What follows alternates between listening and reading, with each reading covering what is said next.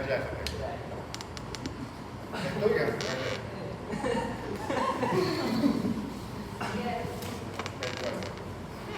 Ya las cosas bueno, a ver. Cráneo y columna vertebral. Cráneo y columna vertebral. Perímetro cefálico, disgrafias y dismorfias. Importante ver el perímetro encefálico y no solamente confiar en el ojo clínico, ¿no? Y palpar la columna para ver disgrafias. ¿Sí? Claro que son disgrafias, ¿verdad? Claro, efectos de cierre, ¿no? ¿Ya? Las disgrafias son los craniosquisis y las raquisquisis. Las craniosquisis son el encefalocel, las raquisquisis son la espina bífida oculta, los meningocel, el meningocel, el mielocel que hay a veces, ¿no? El hipomeningocel, etc. No todo lo que termine en cele, el que termine en cele y sea de acá, porque también hay onfalocel, digamos. Ni el meningocel anterior, como ves. Pares craneales, examinar pares craneales.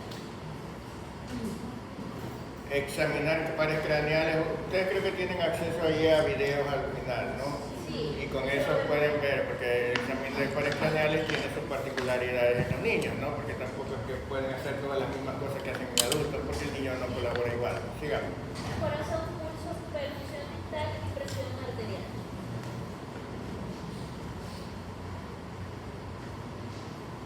Sigamos. Porque la parte cardiovascular es importante. ¿Por qué?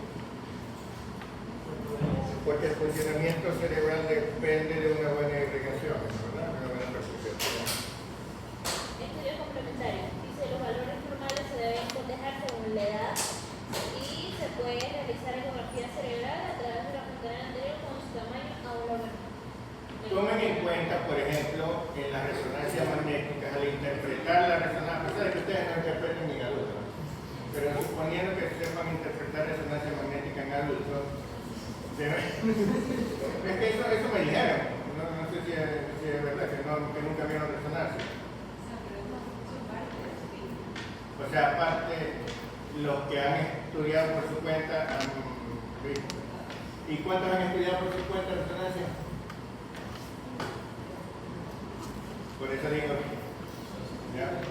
Entonces, con excepción de los que han estudiado por su cuenta resonancia, pues la mayoría no.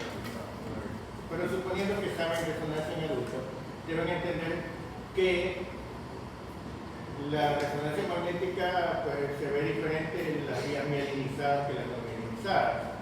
Y como recordarán, la mielinización no termina en la cero. Entonces, ustedes puede ser que tengan en la resonancia en un lactante y quieran diagnosticar esclerosis múltiple o cualquier enfermedad desmielinizante, cuando en realidad es que todavía normalmente esa vía no está mielinizada. Entonces, dice sintomatología frecuente del sistema nervioso perenne, convulsiones, extrapiramidalismo, tetania y trastorno pseudoconvulsivo. Convulsiones, ya, y las convulsiones febriles serían las más comunes, ¿no?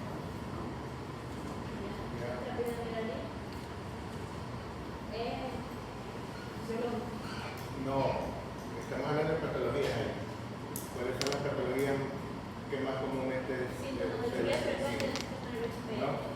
Los extrapiramidalismos son las disquinesias, la corea, la tetosis, el neurolismo, ¿no? ¿Verdad? Algunos casos de temblores, ¿no?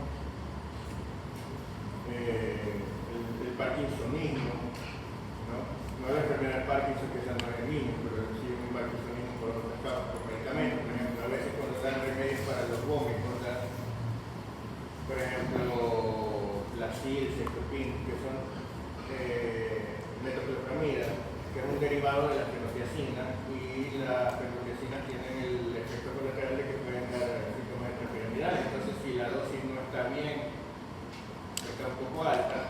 puede ser que se quiten los vómitos, pero el niño está torcido o haciendo movimientos raros, entonces eso es una tiranía de líquido, ¿no? ¿Verdad? Ya, trastornos pseudoconvulsivos que ya vamos a ver cuáles son, ¿no? ¿Ya?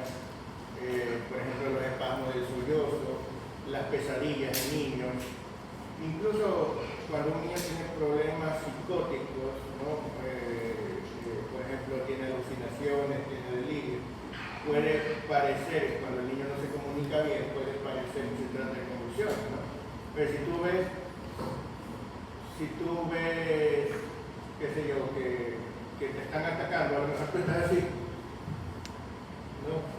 Y si no le dices a alguien, yo veo a alguien que me está atacando, pues puede parecer que tú tienes un trastorno del movimiento, que tienes una convulsión, que tienes, ¿no? ¿Ya? Lo mismo cuando tienen terrores nocturnos, ¿ya? O simplemente pesadillas, ¿no? Puede parecer que tienen una convulsión mientras duermen, ¿no? ¿Cierto? ¿Ya? Cuando todavía no son capaces de hablar o no expresan bien lo que piensan, entonces puede parecer que lo que tienen son convulsiones. ¿Sí? Sigamos. Síndrome de hipertensión intracraneal.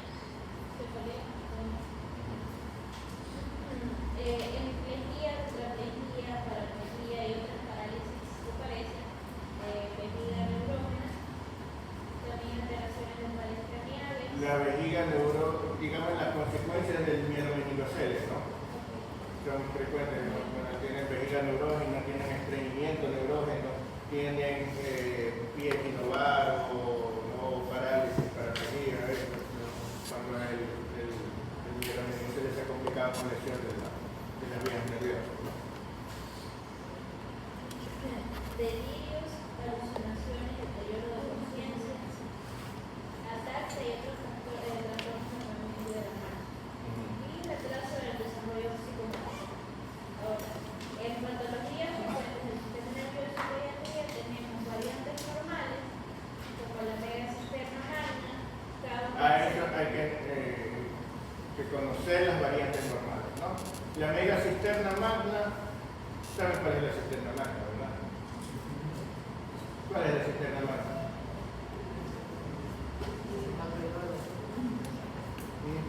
¿Saben lo que es una cisterna?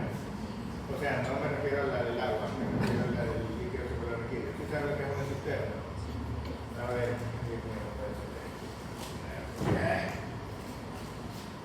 sistema nervioso.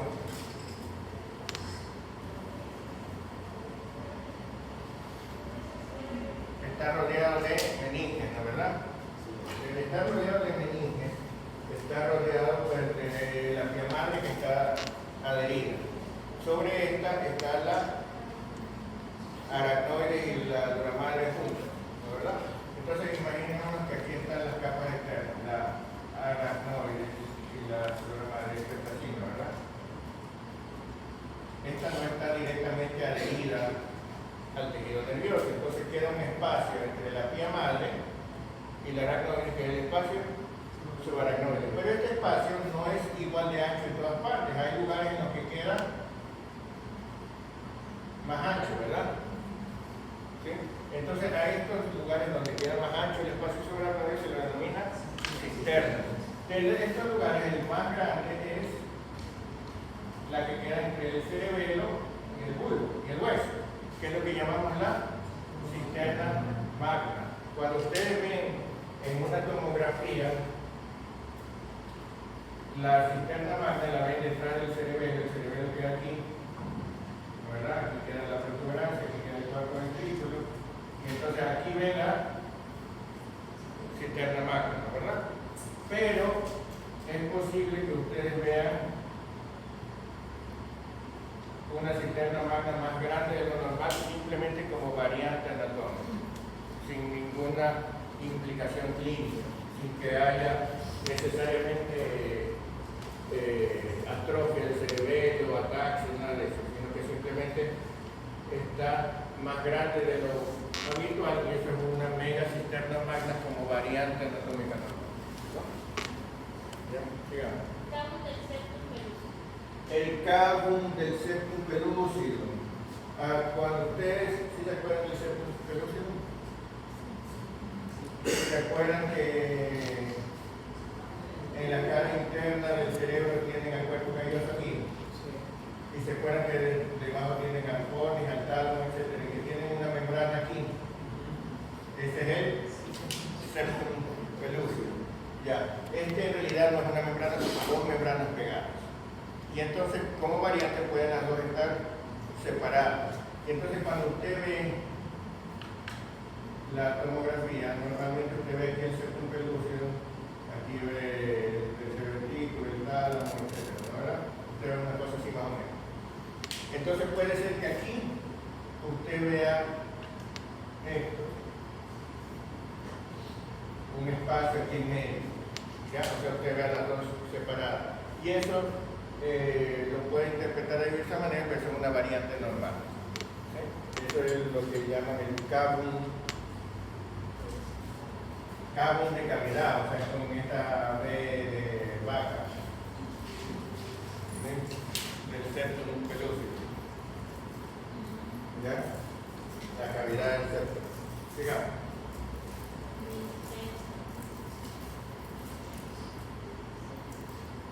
Polígono de Willis incompleto. Polígono de Willis incompleto. Ustedes seguramente estudiaron el polígono de Willis.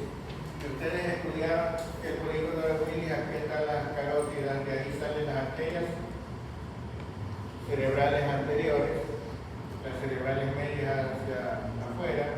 Y por acá en cambio viene la arteria basilar que dan las arterias cerebrales posteriores, y aquí hay una unión que se llama la arteria comunicante anterior, y aquí también están unidas por las arterias comunicantes posteriores, ¿verdad? Entonces las cerebrales anteriores, las cerebrales posteriores, la comunicante anterior y las comunicantes posteriores hacen este que se llama círculo arterial cerebral o polígono de Willis, ¿no? ¿Verdad? Entonces el círculo arterial cerebral, usted lo estudia así lo ve en Nether, así lo ve en cualquier estudio, y usted cree que esto es lo que va a encontrar cuando hace una arteriografía, cuando hace una angiografía, cuando hace esto, y no. La mayoría de los casos no. El círculo arterial cerebral está todo completo en el 15% de las personas. Esto es lo clásico, pero no es lo más frecuente. ¿Ya? Es muy probable que falte algo. ¿Sí? Entonces, cuando usted encuentra que le falta una comunicante posterior, o que le falta la comunicante anterior, o que faltan las dos, o que esto, mientras funcione, porque esto es solamente una, digamos, una anastomosis, que no es indispensable, porque para que funcione no tiene que haber ni esto, ni esto, ni esto. Ya con que haya la vía, ¿sí? Puede funcionar. Incluso a veces ni siquiera hay, a veces hay esto, por ejemplo. ¿Ya? Y entonces, ¿qué ocurre? Que usted dice, el paciente tiene una sintomatología, le hace la angiografía, ahí está la razón, dice, ¿no? Y resulta que no, eso es una variante anatómica normal, que podría de pronto a veces predisponer a que haya un poquito de isquemia, que no haya un mecanismo compensatorio, así como que no tiene llanta de repuesto, ¿ya? Pero esa no es la causa de que se haya quedado ponchada, ¿no? De pronto puede ser lo que hace que no haya podido compensarlo, ¿no? Ya, pero la causa tiene que buscarla en otro lado. ¿Sí? Digamos. Informaciones nerviosas y rápidas, hidrocefalia sola o asociada a miedo meningocele u otras malformaciones. Encefalopatía hipóxica isquémica y parálisis cerebral sensible. Cuando hay, ¿a qué llamamos una vejiga neurógena? O sea, funciona de manera alterada por una alteración del sistema nervioso. Miren, pongamos el caso del mielo meningocele, ¿no? En el mielo meningocele, ¿qué parte del sistema nervioso se puede lesionar? El plexo sacro o plexo lumbosacro, ¿no? ¿Verdad? Ya. Entonces allí está la inervación de la vejiga, pero la vejiga, ¿qué tipo de inervaciones tiene? Simpática y parasimpática, como cualquier víscera, ¿no verdad? Simpática y parasimpática. Lo que va por aquí, ¿cuál es la simpática o la parasimpática?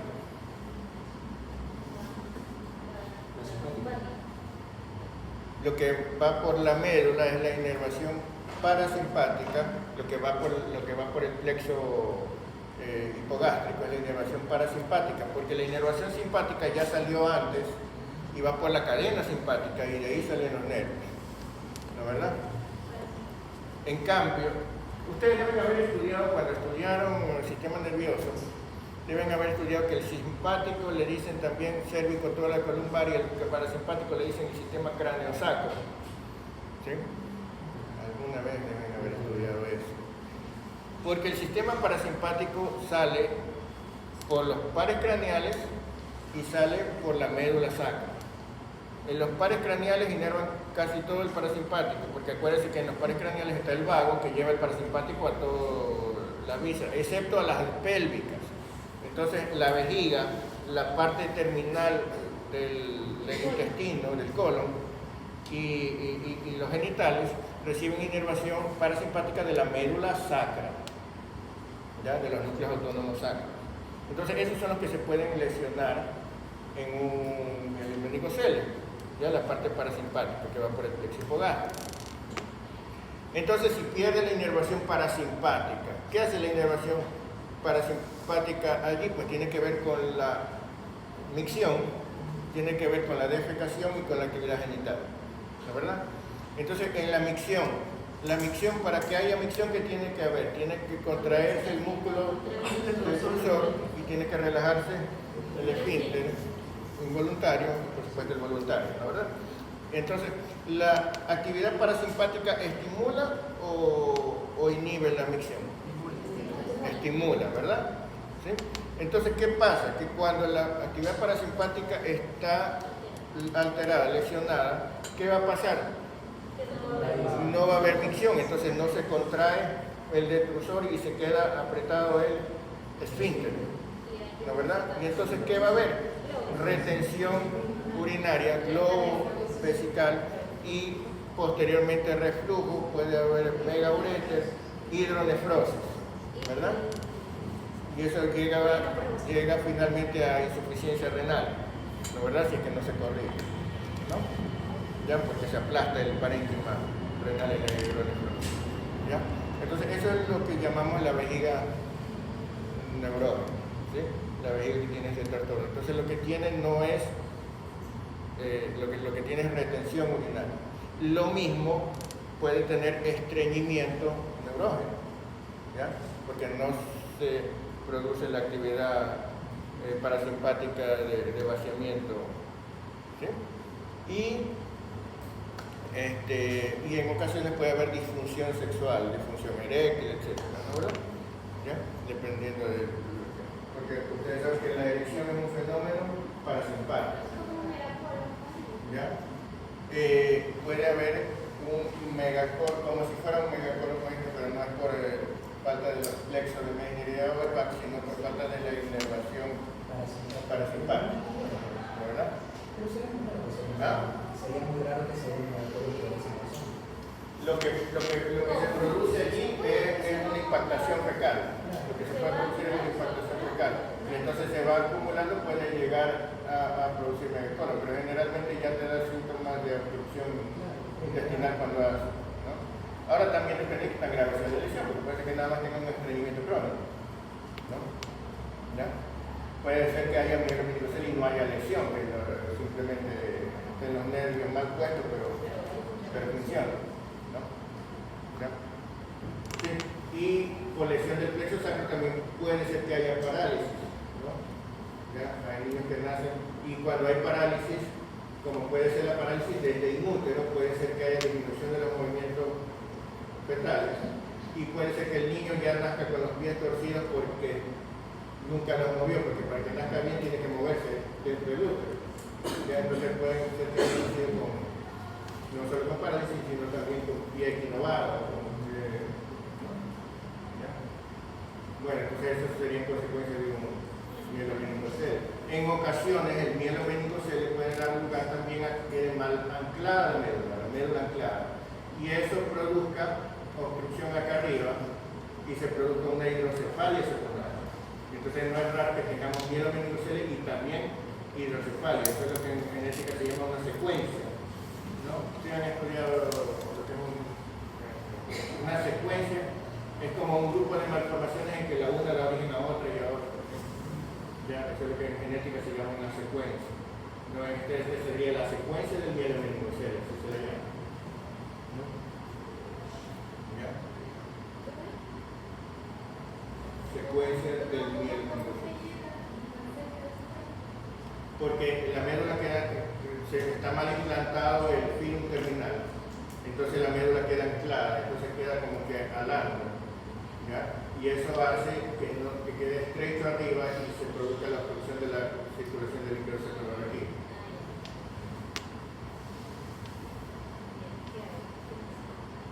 Dice encefalopatía hipóxica isquémica y parálisis cerebral infantil. En el momento que hay asfixia perinatal, ¿no?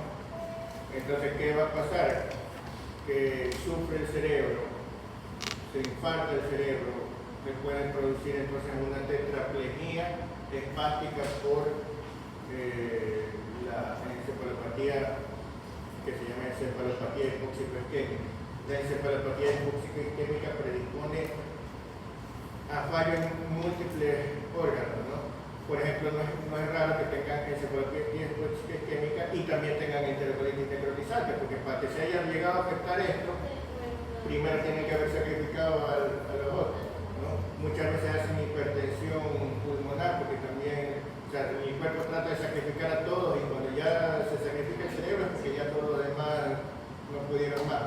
Y entonces muchas veces tiene lesiones hipóxicas en diversos órganos, ¿no? Sigamos. Parálisis cerebral infantil. Eso es una de las causas, la principal causa de la parálisis cerebral infantil. Una parálisis cerebral infantil que implica que hay una parálisis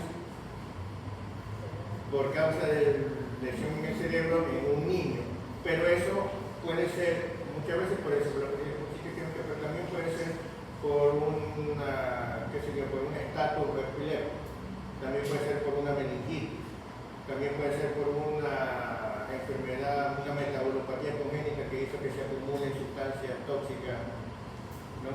Etcétera, ¿no? Dice síndromes epilépticos de la infancia.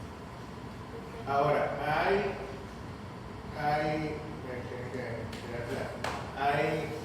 una serie de síndromes que ocasionan epilepsia durante la infancia que son diferentes de las epilepsias del adulto y que se diagnostican basado en un montón de criterios, pero sobre todo la edad, el momento en que se producen las convulsiones, porque algunas se dan cuando está despierto, otras cuando está cansado, otras cuando está dormido. Hay basados en si hay cómo está el paciente cuando no está convulsionado, porque en algunos de ellos hay asociación con retraso psicomotor, en otros no, etcétera, ¿no? En algunos hay trastornos del lenguaje, en otros no. ¿Ya? Y también basado en los hallazgos del electroencefalograma, ¿verdad? ¿Ya? Entonces, ustedes van a ir a revisar, porque ahí tienen un poco de video para que puedan ver eso, cuáles son las características de cada uno de esos síndromes epilépticos de la infancia. ¿Ahí lo tenemos mencionado? No. ¿Ya? Entonces hay una serie de síndromes epilépticos, pero eso van a tener que estudiar bien antes de... Sí, porque si les empiezo a hablar ahorita se les va a hacer... se les va a hacer buena, van a ser como que están hablando mucho. ¿No? Primero van a leer. ¿Qué más tenemos? Sangrados intracraneales como centrados en eventos isquémicos del sistema nervioso central. Ya hablamos un poquito de los sangrados intracraneales. Ahora, deben saber una cosa. Algo frecuente en neonatos, sobre todo cuando ha habido asfixia perinatal, cuando ha habido dificultad dificultades durante el parto es la hemorragia intraventricular. El niño, mientras más pequeño, más riesgo tiene de hemorragia intraventricular. Lo que sangra generalmente es la parte anterior, la parte que está en las astas frontales del ventrículo, la parte que está en el núcleo caudado, la cabeza del núcleo caudado. Esa parte suele ser la que sangra, pero eso produce una hemorragia dentro del ventrículo. Y esa hemorragia intraventricular se la diagnostica por ecografía transfontanelar, que estamos hablando de un recién nacido. Entonces, en todo paciente que haya habido datos de Apgar bajo, de radicalia fetal, cualquier cosa que les haga pensar que pueda haber hipoxia al momento de nacer, un parto difícil, prolongado, lo que sea, que haya requerido oxígeno, que sea prematuro como que la negrina, cualquier cosa que pueda suponer, usted tiene que hacerle una ecografía transfrontanelar para ver si no ha habido hemorragia intraventricular. Y esa hemorragia intraventricular se la clasifica en varios grados, de grado 1, 2, 3, 4, de acuerdo a cómo haya habido. A veces se ve solamente un poquito de refringencia a nivel de la cabeza de los núcleos caudados, pero otras veces ha habido un sangrado que llega a tapar los conductos y entonces empieza a haber dilatación ventricular, puede haber hidrocefalia secundaria, etc. Entonces eso es una cosa frecuente en neonatos, la hemorragia intraventricular. Por eso ustedes van a ver muchas veces el diagnóstico, ni siquiera le ponen HIV, ¿no? Ya no van a creer que tienen VIH. Le ponen HIV 1, HIV 2, HIV 3, HIV 4, hemorragia intraventricular grado 1, 2, 3, 4. ¿Okay? ¿Ya?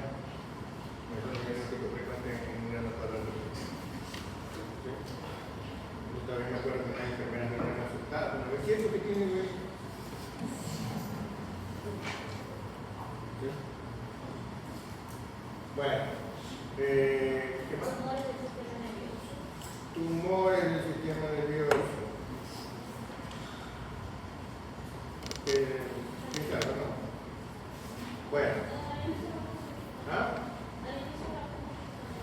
También hablamos, ¿no? De acuerdo a cuando ustedes estudiaron alguna vez diagnóstico diferencial de tumores cerebrales en adultos.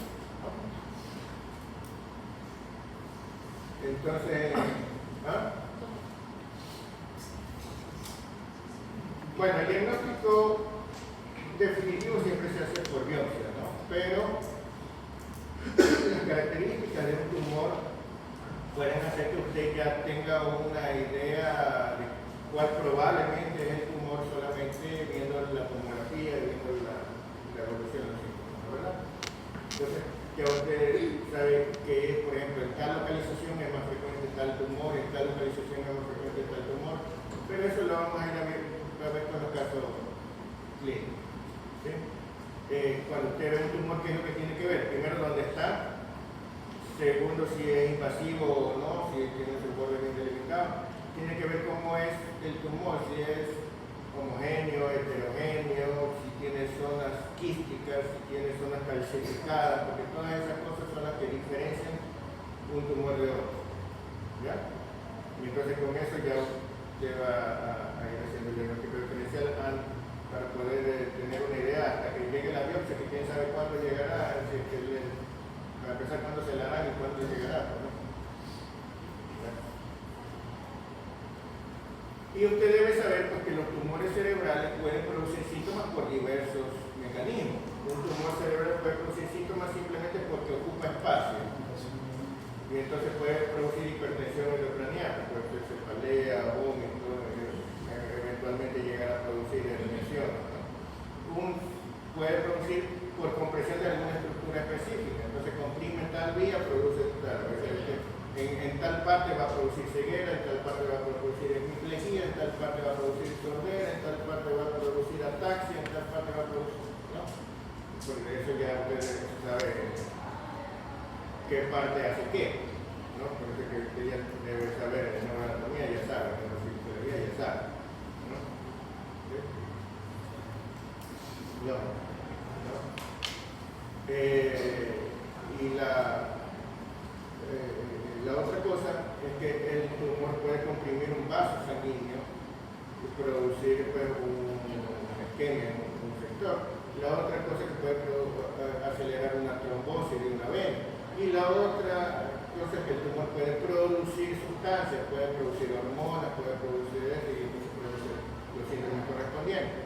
Otra cosa que puede el tumor es producir hidrocefalia. El tumor puede aplastar la zona de algún acueducto, de algún eje y producir dilatación de los ventrículos y los síntomas propios de una hidrocefalia, ¿no? ¿Verdad? ¿Ya?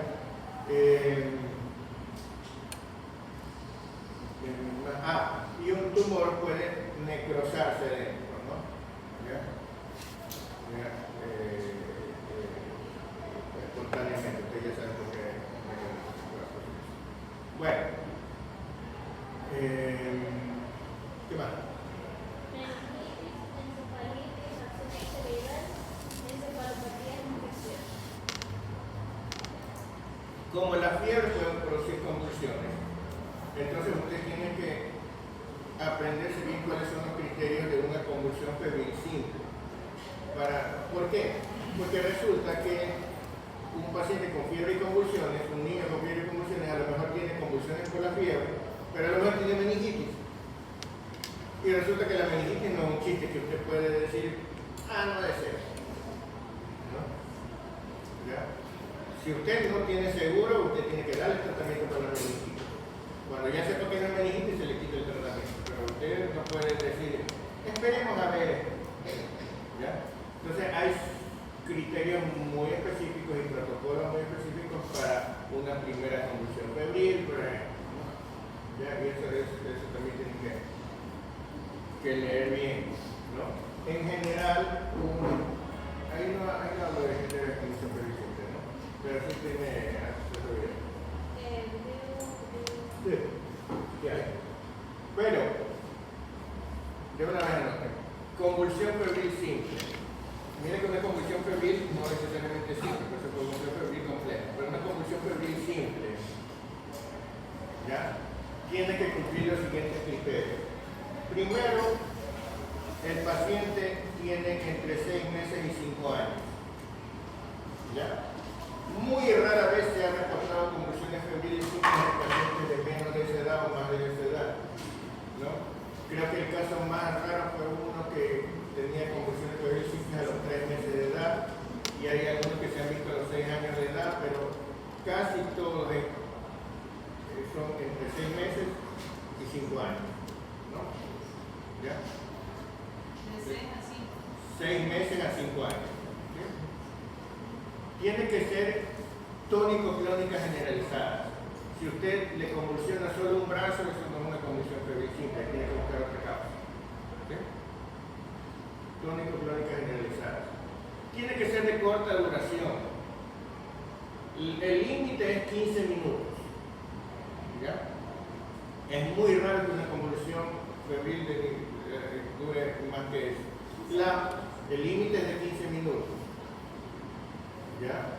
El límite es de 15 minutos. La mayoría de las convulsiones febriles simples duran segundos o un par de minutos. ¿Ya? Pero puede haber eventualmente algunas que duren 5 o 10 minutos. ¿Ya? El límite para decir eso no puede ser es 15 minutos. ¿Sí? Pues ya le digo, la mayoría dura mucho menos que eso. ¿Sí? Tiene que ser un paciente que después de convulsionar, tiene que ser en el pico febril. No puede ser que el paciente tenga 37,5 de convulsión, no, que tiene 30, no.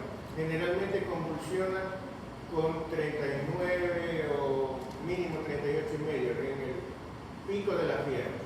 No cuando recién está empezando la fiebre ni cuando está bajando la fiebre, sino en el pico febril. Y la mayoría de las veces, eso no es indispensable, pero la mayoría de las veces es una sola convulsión en el primer día de la fiebre. ¿Ya? Generalmente es el primer día de la fiebre. O sea, no es que un paciente que ha tenido fiebre 5 días y al 6º día hace fiebre y convulsión. ¿Sí? ¿Ya? Eventualmente, por ejemplo, podría ser el segundo día si es que el primer día tuvo una fiebre muy leve y el segundo se eleva mucho, puede ser, ¿no? Pero la mayoría de las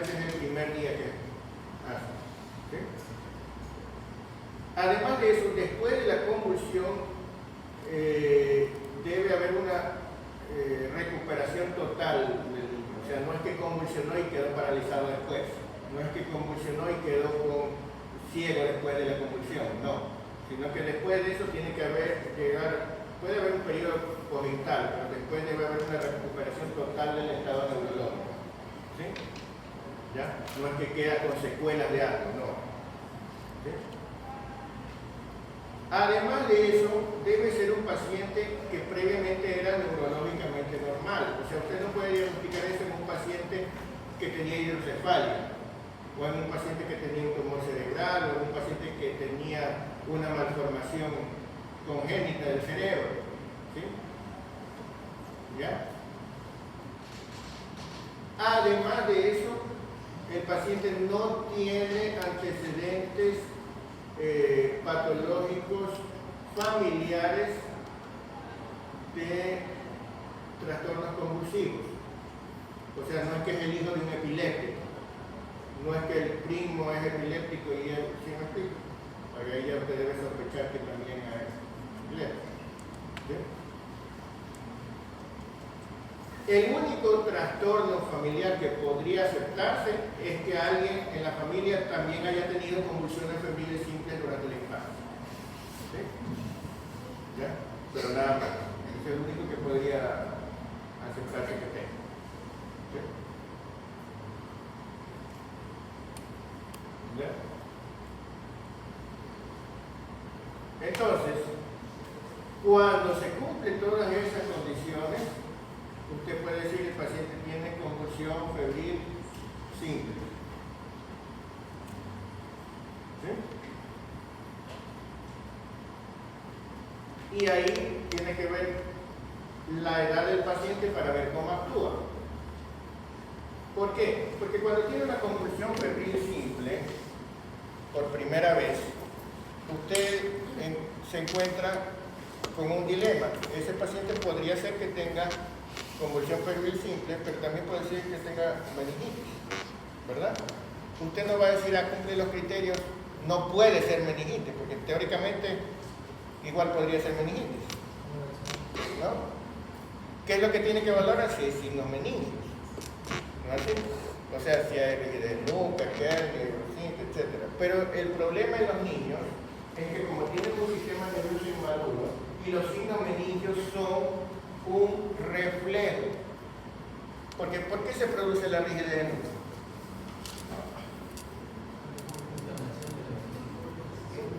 Cuando está irritada la meninge se produce rigidez de nuca, ¿verdad?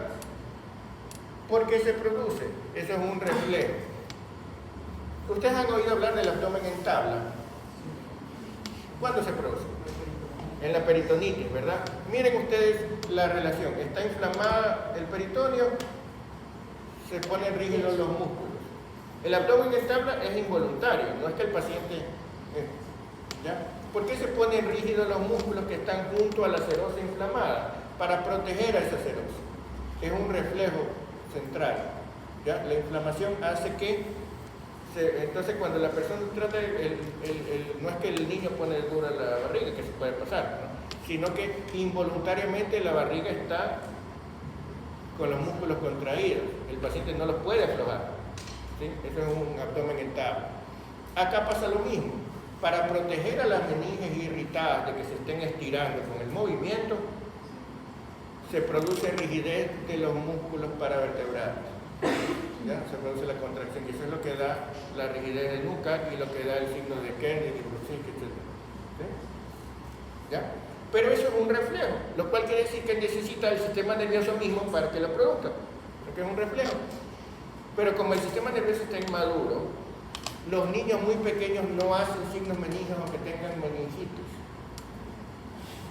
¿Ya? O si los hacen de manera muy tardía, cuando ya la meningitis los está matando. ¿Sí? ¿Ya? Entonces, si usted ve un neonato con signos meningios, créame, usted le hace la punción lumbar por compromiso y le va a salir pus. El líquido cefalorraquídeo ya estará purulento. y 2 horas después probablemente estará muerto. ¿Sí? ¿Ya? Por eso es que el neonato con fiebre usted le hace punción lumbar muchas veces aunque no tenga nada más. ¿Sí? ¿Ya? Porque no hay la capacidad de hacer signomenía. ¿Ah?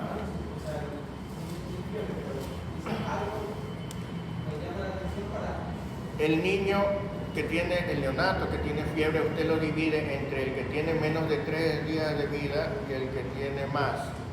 Porque el que tiene fiebre con menos de 3 días de vida probablemente tiene una sepsis temprana, contaminación por gérmenes de la madre, y es improbable que tenga meningitis.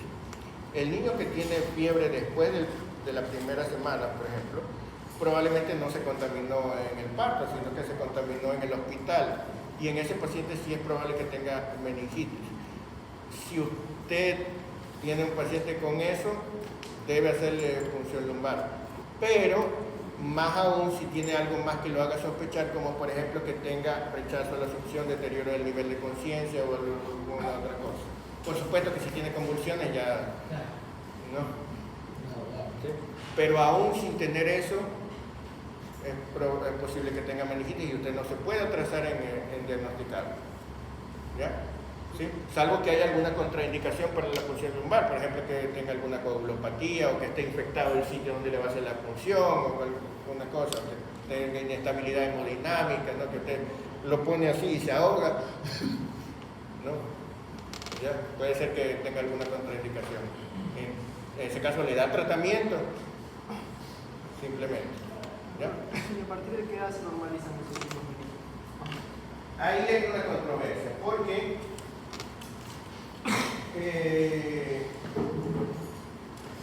muchos autores dicen que un niño de más de 1 año ya debe ser signo meningio.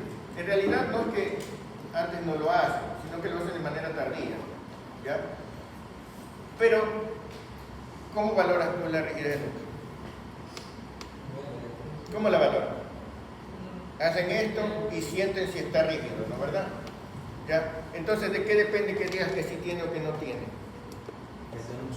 No es un examen de laboratorio, es tu mano contra la cabeza del niño y depende de qué es lo que tú subjetivamente...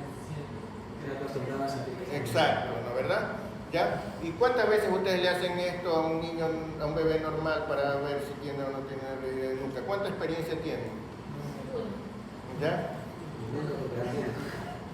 ¿Verdad?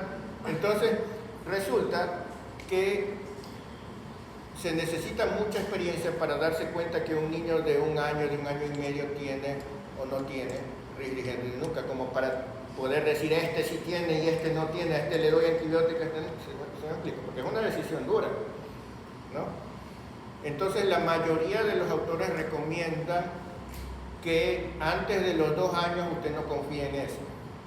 ¿Ya? A partir de los 2 años ya debería ser,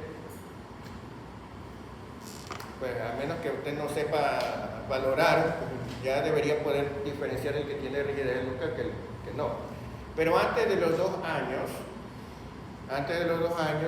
puede ser que el niño tenga meningitis y usted simplemente no tenga, o usted o lo tenga tan leve que usted no se puede estar seguro de que tiene rigidez de nuca, ¿no? ¿Ya? Entonces, probablemente, salvo alguno que sea un pediatra experimentado o algo así, probablemente un niño de menos de 2 años igual tenga que hacerle la punción lumbar. ¿Sí? ¿Ya? Bueno, pero ya, dejémoslo hasta ahí por ahora, porque hay toda una serie de protocolos de eso y tampoco es que van a salir pediatras. ¿Sí? Dejemos ahí por ahora ese tema, sigamos con el siguiente.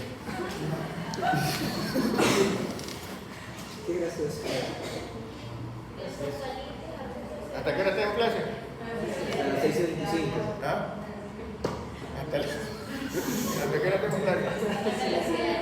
Hasta las 7. ¿Y qué hora es? 6:25. Ah, ya, entonces, ¿qué? Póngase cómodo. Sigamos. Ya. Miren que la encefalitis, a ver, cuando nosotros decimos meningitis, teóricamente eso significa inflamación de las meninges, ¿no es verdad? Pero la inmensa mayoría de los casos que nosotros le decimos meningitis no son solo meningitis, sino que son meningoencefalitis. ¿Ya? ¿Sí? ¿Ya?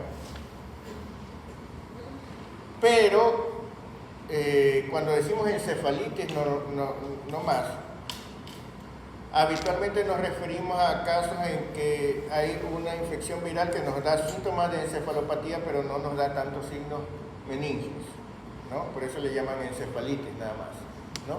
Sin embargo, la distinción entre meningoencefalitis y encefalitis no es pues, tan marcada, ¿no? Que puede haber las dos, ¿ya? Pero generalmente en las bacterias se notan mucho más los signos meningios que en las virales, entonces a veces en algunas le decimos solamente encefalitis, porque hay muchos síntomas marcados de encefalopatía, pero no tan marcados de meningismo, ¿no, verdad?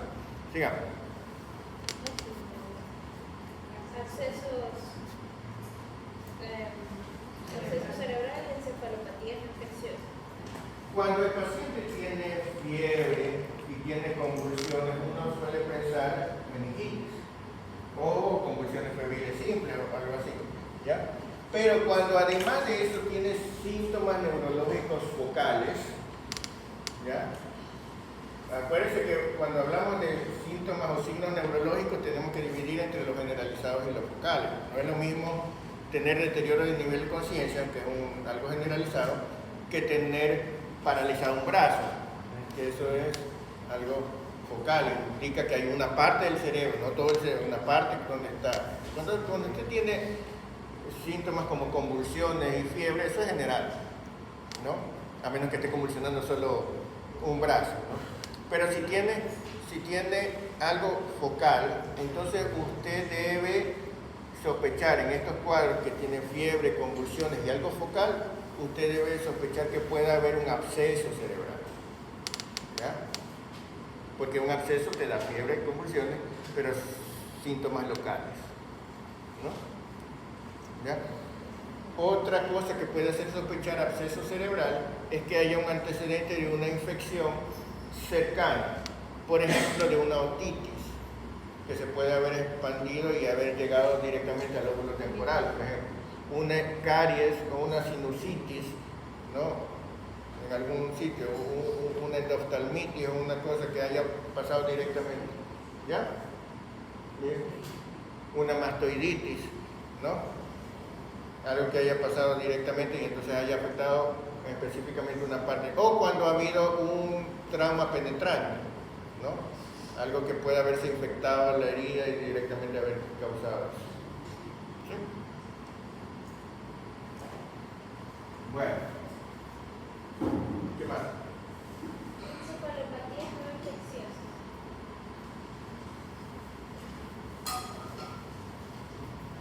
Otra cosa que deben recordar es que no todos son infecciones, pues, ¿no? ¿Ya? Cuando, acuérdense que la neurona puede estar mal, ¿qué cosas pueden afectar al sistema nervioso? ¿Ah?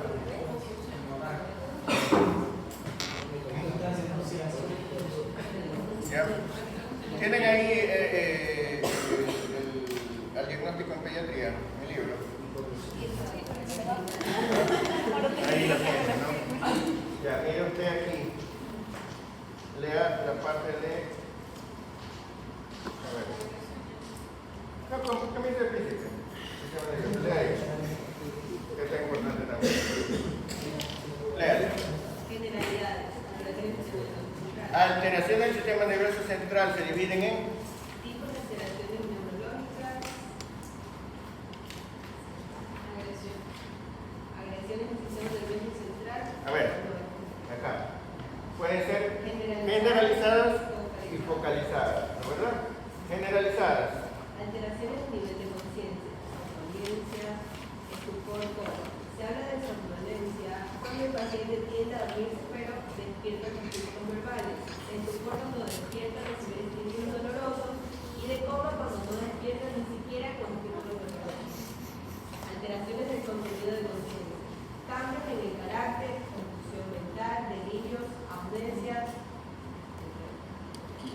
Entonces, esas son generalizadas, sigamos. Focalizadas, alteraciones motoras, carencias, parálisis, trastornos de coordinación, alteraciones sensitivas, parestesias, disestesias, hipoestesias, anestesias, alteraciones sensoriales, visuales, auditivas, olfatorias o gustativas, pudiendo tratarse de disminución de la agudeza del sentido correspondiente, alteración de las cualidades del mismo o alucinaciones sensoriales. Como se darán cuenta, ahí hay algunos términos que si no se acuerdan qué significan, pues tendrán que ir a repasarlo, ¿verdad? ¿Ya? Sigamos. Agresiones al sistema nervioso. Cuando hacemos diagnóstico diferencial de algo en el sistema nervioso central, entonces tenemos que pensar en la lista de cosas que pueden afectar al sistema nervioso central. Ahí tenemos Hay agresión física, química, sí, así, física, química y y biológica, ¿ya? Física, química y biológica, para que tengamos una manera ordenada de acordar. Agresiones físicas, traumatismo, traumatismos, alteraciones de la temperatura corporal e hipertensión endocraniana. ¿ya? Entonces, factores físicos pueden ser golpe directo, ¿no? Trauma, puede ser temperatura o puede ser presión, ¿no es verdad? ¿Ya? Traumatismo, Cráneo encefálico, procedimientos médicos invasivos del sistema nervioso central, donde aquí está función lumbar, vestibular, postesternal, intervenciones de neurocirugía. fíjense ustedes que esto siempre acuérdense, cuando ustedes investigan traumatismo, que los traumatismos no son solo los golpes y los accidentes, ¿sí? Traumatismo también son las cirugías, también son las intervenciones invasivas, diagnósticas o terapéuticas, los cateterismos, el meter una sonda, meterle ya todo eso es traumatismo. Entonces cuando usted pregunta por traumatismo, no solamente va a preguntar por si ha golpeado. ¿Sí? Sigamos. Alteraciones de la temperatura corporal, hipertermia, fiebre, hipotermia. Y ya la hipertensión. Y la hipertensión intracraniana de muy diversas causas, ¿no verdad? Sigamos. Agresiones químicas, exógenas, transmisión. Mira, químicas pueden ser exógenas o endógenas, o sea, la agresión química no necesariamente es que algún químico externo, pueden ser sustancias químicas producidas dentro del mismo cuerpo, exógenas. Transmisión materna, que puede ser drogadicción, síndrome de abstinencia, anestésicos durante el parto, totales y generales. Digamos, Trastornos metabólicos maternos. También ingesta de fármacos tóxicos, fármacos, drogas adictivas, venenos. Y supresión de fármacos tóxicos, síndrome de abstinencia. entonces fíjense ustedes que un tóxico puede actuar porque está o porque ya no está. ¿Sí? Sí. Endógenos. Enfermedades que generan metabolismos tóxicos.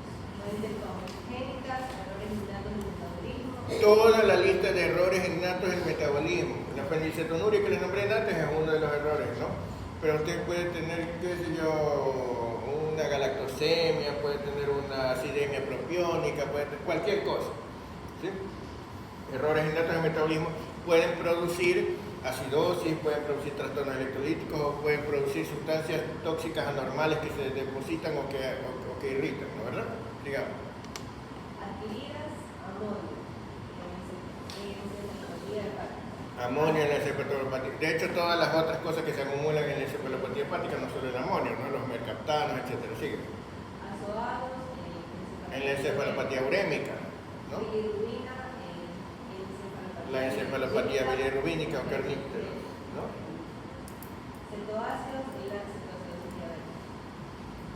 Alteraciones endógenas. Hipertiroidismo, hipotiroidismo y hipertiroidismo. Alteraciones en la glicemia, hiperglicemia, hipoglicemia. Alteraciones electrolíticas, hipernatremia, hiponatremia, hipercalemia, hipercalcemia. Alteraciones de los gases sanguíneos, hipoxemia, hipercapnia, hipocapnia. Alteraciones del equilibrio ácido-base, acidosis, alcalosis. Como se dan cuenta, cualquier cosa que esté mal en la sangre puede caer. Entonces, esto es importante recordar siempre, porque muchas veces el paciente tiene convulsiones y lo que hace el médico es ponerle anticonvulsivantes. Y cuando no funciona el anticonvulsivante, le ponen otro anticonvulsivante. Y cuando no funciona el otro anticonvulsivante, le aumentan la dosis. Y cuando no funciona, le ponen otro más. Y así sucesivamente hasta que tienen que ponerle ventilación mecánica y dormirle y sedarle y todo eso. Y nunca se dan cuenta que el paciente tenía hiponatremia o hipoglicemia. ¿Sí? Entonces, tienen que acordarse que un paciente que no responde bien a los anticonvulsivantes, hay que investigar muchas otras cosas. El paciente puede estar en acidosis, el paciente puede estar con hipocalcemia, con alguna cosa y no te va a responder hasta que... ¿Sí? Dígame. Pero tú te parece siempre, o sea, cuando viene un paciente así, claro, se da el tratamiento, pero ya da una vez en toda la cosa. Claro, lo que pasa es que como hacemos el diagnóstico, hacemos historia clínica, hacemos esto, entonces tú ya sabes qué es lo que es más probable en cada caso. Si el paciente está con vómitos y diarrea, tú puedes sospechar a lo mejor lo que tiene él. Si el paciente no ha comido, a lo mejor tiene hipoglicemia. Si el paciente tiene, ¿ya? Entonces, dependiendo de los antecedentes, de la historia, de qué pasó, de cómo fue, tú puedes sospechar unas cosas más que otras. Y si no tienen nada, entonces tienen que hacer todos los exámenes, ¿no? ¿Ya? Pero uno comienza por buscar lo que sea más probable. ¿Sí? Dígame. Alteraciones de física gaseosa, acidosis megalosa, alteraciones de la perfusión sanguínea cerebral, trastornos de la perfusión sanguínea sistémica, hipovolemia, deshidratación hemorragia, vasodilatación generalizada, alteraciones cardiovasculares, alteraciones metabólicas, intoxicaciones, infecciones sistémicas. Mire tú, cuando hablamos de tosferina, el paciente puede convulsionar. ¿Y por qué convulsiona? Si nos vamos a poner a hacer el electroencefalograma, no. ¿Ya? El paciente simplemente tose, hace hipoxemia y por eso, cualquier cosa que esté de más o que esté de menos, cualquier exceso o cualquier carencia, ¿ya? La neurona es lábil, ante cualquier cosa que esté mal dice ¡pap! ¿Ya? Sí. Trastornos exclusivos de la perfusión sanguínea cerebral, hipertensión intracraniana, vasoconstricción cerebral. Y las agresiones biológicas, las infecciones del sistema nervioso o externas con formación de toxinas, inmunizaciones y neoplasias.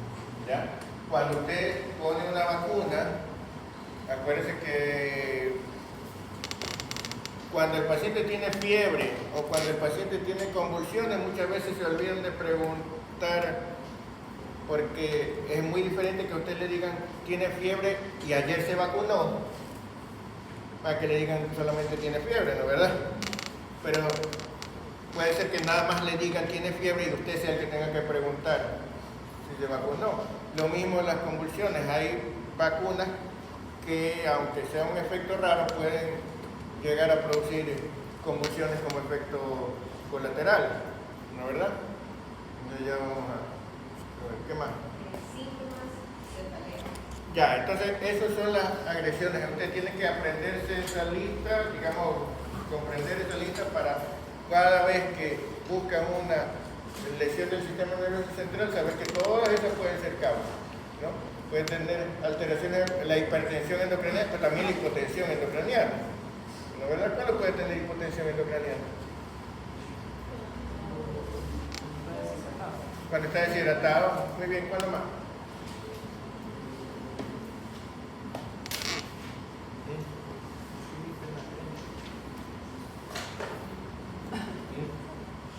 Cuando está perdiendo líquido cefalorraquídeo por algún lado. Después de una punción lumbar, por ejemplo. ¿Han oído hablar de la cefalea postpunción lumbar? ¿Cuándo suele dar la cefalea postpunción? ¿Qué tal? ¿Inmediatamente después de la punción? No, suele dar al día siguiente. ¿No? ¿Pero por qué da? Porque usted le saca un poco de líquido, pero normalmente no saca tanto como para que le dé cefalea, pero le deja un hueco en la dura madre. ¿Ya? Y entonces puede ser que siga goteando, y entonces al día siguiente, ¿ya? Y si ese paciente tenía hipertensión endocraniana y usted le hace la punción lumbar, porque parece que la hipertensión es una contraindicación de la punción lumbar, ¿qué pasa? Que va a seguir saliendo líquido y se va a disminuir la presión, sobre todo en la parte de la médula, ¿no verdad? Pero si la presión acá está aumentada y acá disminuye, es más fácil. Y entonces al día siguiente no solo que va a tener cefalea, sino que va a tener un paro cardíaco. ¿Ya? Y entonces el paciente, usted le hizo la punción lumbar ayer y se murió hoy, y es porque Dios se lo quiso llevar, ¿no? Ya, me va a decir, no, que yo le hice la punción y no le pasó nada. Ahorita que se murió, ¿verdad? ¿Ya? Eso es hipotensión. O si el paciente tiene una derivación, tenía hidrocefalia, pero está saliendo demasiado líquido por esa derivación. O tiene una ventriculostomía, una derivación externa. Una vez pasa, sí pasa, que usted tenga una derivación externa, ¿no? El paciente tiene una ventriculostomía, ¿no? O sea, un tubo hacia un suero, como una funda, ¿no? Usted lo tiene que tener a una altura, pero resulta que se le cayó la funda al suelo. ¿Qué pasa? Que empieza a salir, y si eso pasa a las 3 de la mañana y todos están dormidos, entonces cuando usted lo va a ver al paciente que tiene que tenía una hidrocefalia, ¿no? Que tiene la fontanela grandota, y entonces usted palpa la fontanela y usted llega hasta la silla turca, ¿no? O sea, literalmente yo he visto fontanelas que parecen un cráter, ¿no? ¿Ya? ¿Sí? De verdad que da la impresión de que uno va a llegar a la base del cráter. ¿Sí? Eso ahí sí hay hipotensión endocrina. ¿Ya? ¿Sí? Simplemente porque salió más de lo normal. Usted puede tener también una fístula, por ejemplo, una rinorraquia, ¿no? Después de un traumatismo. ¿Sí? Entonces, todas esas cosas, usted dice, ¿por qué le duele la cabeza? Y pues hipertensión endocraniana no hay, pero sí hay hipotensión endocraniana. Entonces, todas estas cosas usted tiene que tomar en cuenta para buscar las causas de agresión al sistema nervioso, no solamente decir infecciones y tumores. ¿Ya? Bueno, entonces, ¿cómo es? Vengan viéndose todos los videos, ¿sí? ¿Ya? Y leyendo lo más que puedan, porque la próxima clase vemos casos. Qué lindo. ¿Ah? ¿Sí? ¿Ah? Vean el video de patología de la ontogenia. ¿Sí? Ahí tienen acceso a todos los videos de neuroanatomía. Así que si tienen que repasar de neuroanatomía, ahí pueden repasar. ¿Sí? ¿Ya? Tienen acceso a los videos de neuroanatomía de sector. ¿Ya? También tienen mi canal, que ahí también tienen más cosas de neuroanatomía. Suscríbanse. Suscríbanse, denle like. ¿Ah?